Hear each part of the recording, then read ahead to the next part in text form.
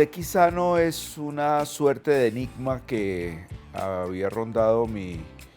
curiosidad desde hace muchos años. Se sabe que Sekizano fue un maestro japonés que estuvo en Colombia en el año 55 y que toda una generación de actores y directores se basaron en sus clases. Pero es muy poco lo que se conoce, salvo que hay una sala de teatro que se llama Sala Sekizano en el centro de Bogotá.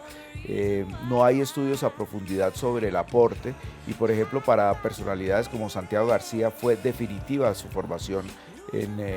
con Sekizano. Entonces aproveché el año sabático y realicé una investigación exhaustiva sobre quién fue Sekizano, y esto pues se me fue creciendo hasta el punto de que no solamente me sirvió para la investigación que me solicitaba o que me exigía la universidad dentro de los protocolos del año sabático, texto y investigación que ya terminé y ya la entregué a la universidad, sino que también estoy terminando una novela que espero que, si todo funciona bien, sale a finales de este año. Es un trabajo que ya llevo bastante adelantado y que sirve para reflexionar no solamente sobre la figura de Sekizano en Colombia, sino también para lo que él representó en el teatro japonés, en el teatro soviético, en el teatro norteamericano, en el teatro mexicano y unas cortas estadías tanto en Colombia como en Guatemala y en Cuba.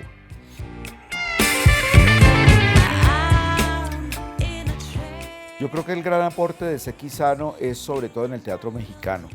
porque él vivió en México prácticamente la mitad de su vida. Llegó en el año 39 y se murió en el año 66 en México. En Colombia realmente solamente estuvo en el año 55 unos pocos meses. De eso voy a hablar en detalle en mi ponencia que voy a hacer en la cátedra el próximo miércoles 22 de febrero a las 2 de la tarde. En Colombia estuvo muy poco, pero justamente eso es lo que me interesa, de que a pesar de que estuvo tan poco tiempo, marcó definitivamente, como ya les dije, a toda una generación dentro de los métodos que podríamos considerar modernos de la enseñanza, de la actuación y de la dirección. Él vino para formar actores para la televisión colombiana en la época del gobierno de Rojas Pinilla, pero en realidad lo que hizo fue organizar toda una infraestructura para la formación de actores y directores dentro de los métodos de la otrora Unión Soviética, que estaban o que han sido muy importantes no solamente en esa época, sino también ahora.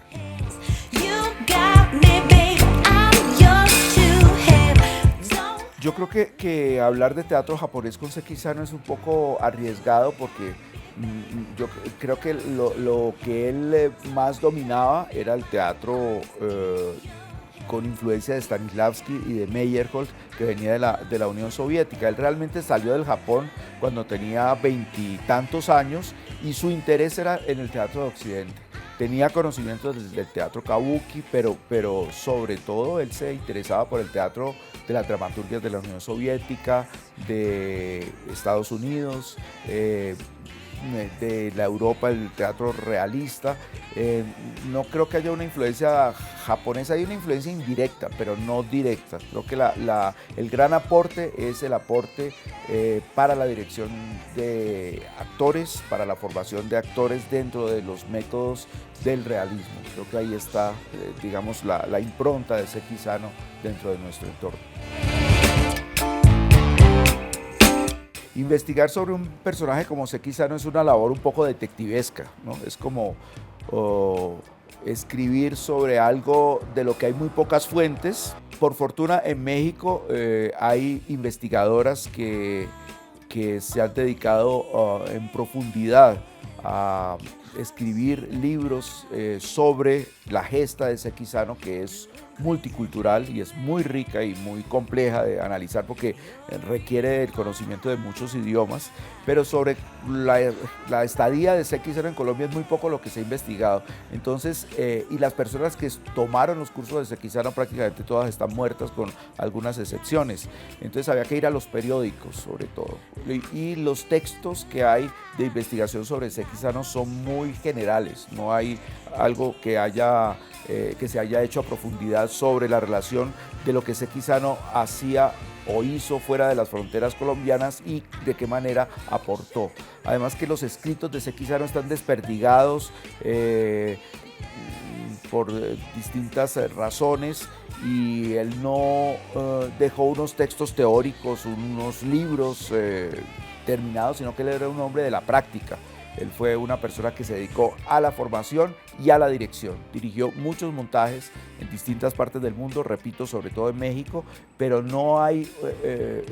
registros en Colombia precisos de qué fue lo que hizo, porque él no montó ninguna obra en Colombia. Él lo que hizo fue dictar unas clases y fue expulsado del país en diciembre del 55 por sus relaciones con la Unión Soviética y por sus relaciones con la izquierda.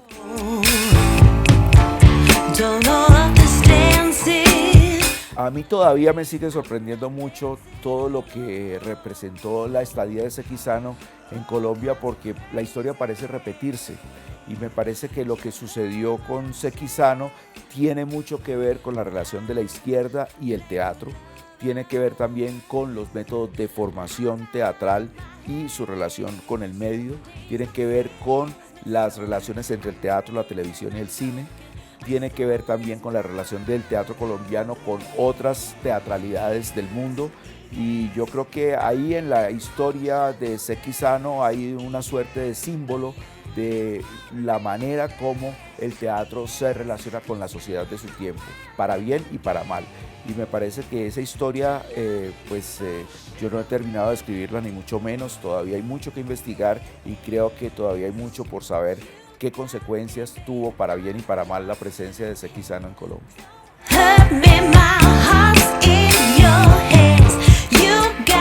Sekizano formó muchos actores de la llamada Edad de Oro del cine mexicano. Incluso hay una película donde Sekizano actúa. Es una película de estas de rumberas de los años 40, pero realmente lo que él brindaba, hasta donde puedo conocer por las declaraciones de discípulos de Sekizano, es que él creó una suerte de ética de la actuación, de una manera de enfrentarse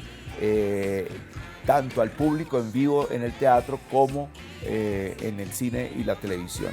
Yo creo que buena parte de los actores que pasaron por las aulas de Sekizano siempre dicen que tienen una deuda invaluable de todos los aportes que les dio. Él realmente creó una manera rigurosa de enfrentar el problema de la actuación, no como una actividad ligera y superficial, sino al contrario, como una actividad profunda, como una profesión y como una manera de asumirse frente al mundo.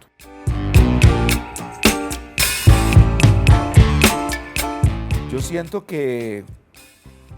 en la academia yo llevo 30 años trabajando en la SAP,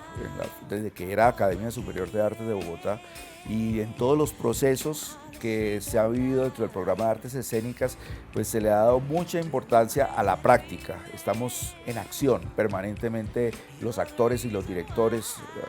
estudiantes, están con la urgencia de sacar sus productos y sus resultados. Pero creo que después de estos 30 años es importante que quienes nos hemos dedicado a la escritura, a la literatura, a la dramaturgia, nos sentemos y reflexionemos sobre nuestro pasado, el balance de nuestras actividades, y creo que hay un tesoro por descubrir todavía en el rigor de la investigación, y que poco a poco se está incentivando a través de la maestría en estudios artísticos, a través del doctorado en estudios artísticos, donde tengo el gusto de ser docente, y creo que en todos estos espacios pues la reflexión se hace cada vez más necesaria, y creo que se está cumpliendo con ese cometido.